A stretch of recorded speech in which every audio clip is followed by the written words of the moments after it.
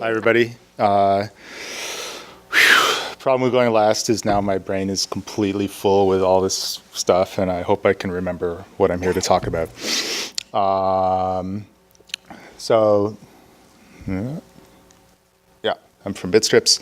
I'm just going to give you kind of a simple story of kind of where this all came from and maybe where it's going.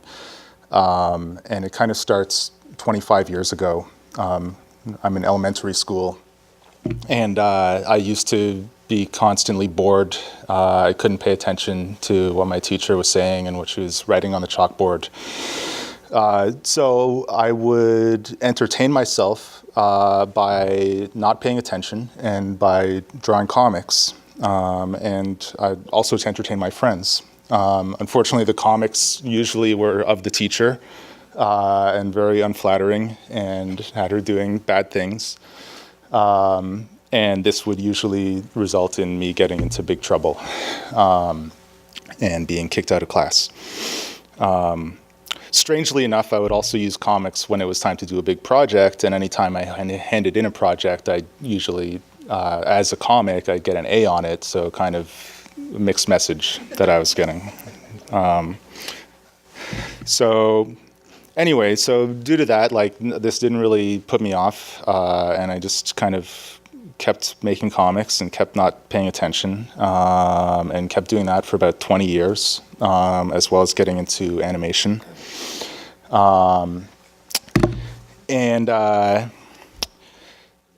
One thing, even though I always enjoyed it, I eventually started getting really sick of just drawing the same thing over and over again. It was really tedious, and I started even getting bored of that. And so, as this happened, I was fortunate enough to, know some computer geniuses, and so we kind of got together and decided, let's make a better way to do this. And so we made Bitstrips, and I'm going to show you a little bit of how it works if you haven't seen it before.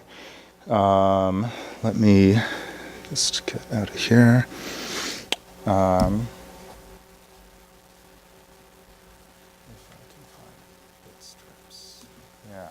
So basically, Bitstrips has kind of two main components. It's got the first one is a character builder, where you can build any kind of character, but more importantly, you can design yourself. And it's really fun. You can basically, choose your different, all your different facial options, change the shape of your face, change your hairstyles. It's very customizable. And the really cool thing about it is you're not just making kind of a static avatar. You're actually basically building kind of this little puppet that has a huge range of different controls. So you've got different emotions that you can choose. You can control the eyes. You have different controls over the mouth. You even have independent eyelid control. You can actually split these up, and you just go Google-eyed and a little crazy. You can view yourself from different angles. You can zoom out and, change your, I'll skip the tutorial here, change your outfits. So it's very customizable, and it's a lot of fun.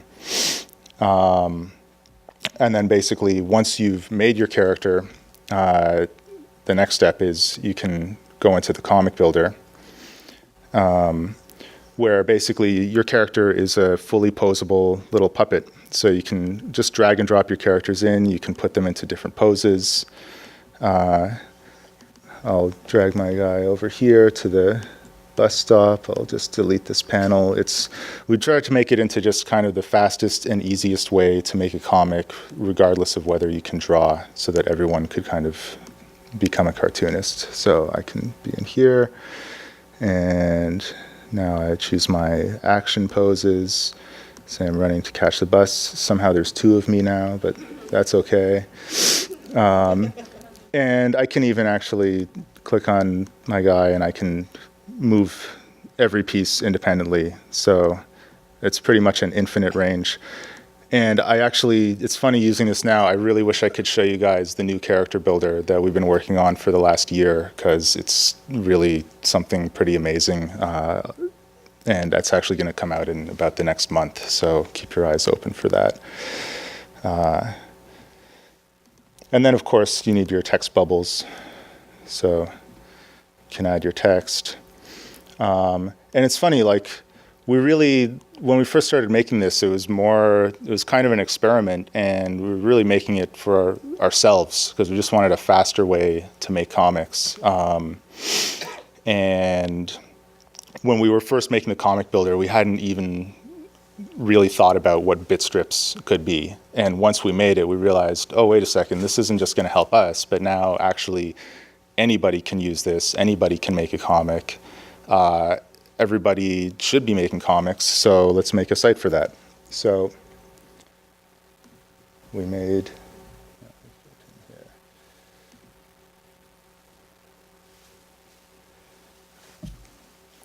and so that's pretty much what happened.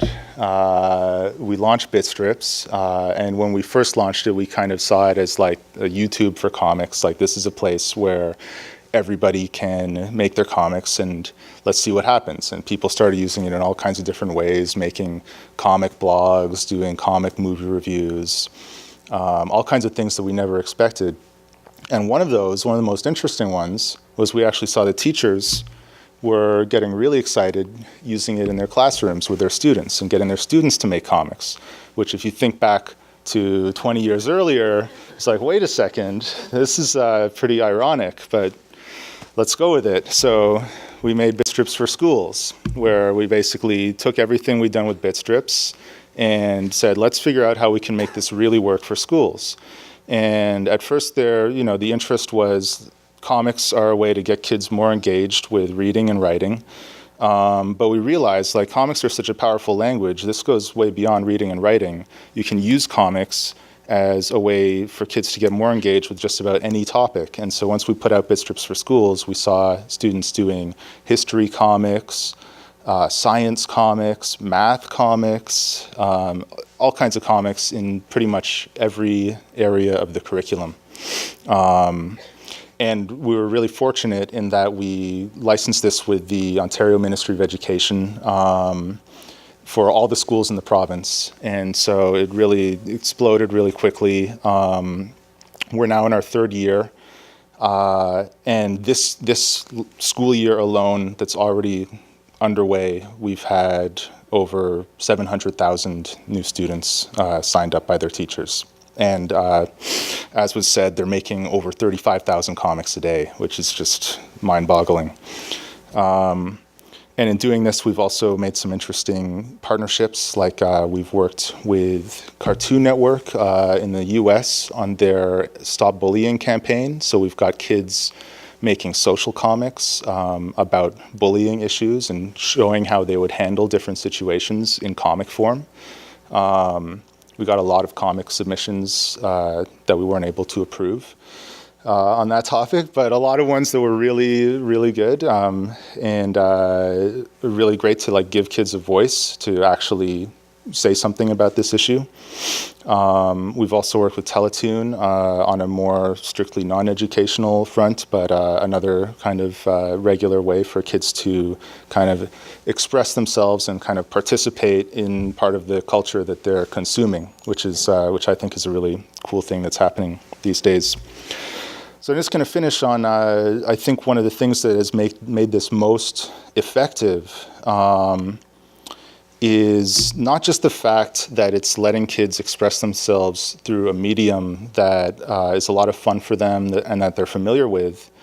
But one of the key things with Bitstrips is it all kind of starts with your avatar. And when you're making comics, you're not just making any comics, it's you in your comics. And so when you're doing these for school, it's actually putting you in your schoolwork. You're making a comic about the pioneers, and you are that pioneer talking about what your day is like. And I think that as a general thing to look at for how kids are engaging with the media that they're using, with the things they're interacting with, I think putting them in there and making them an active part of that experience is really an amazing thing. And that's my 10 minutes. So thanks, guys.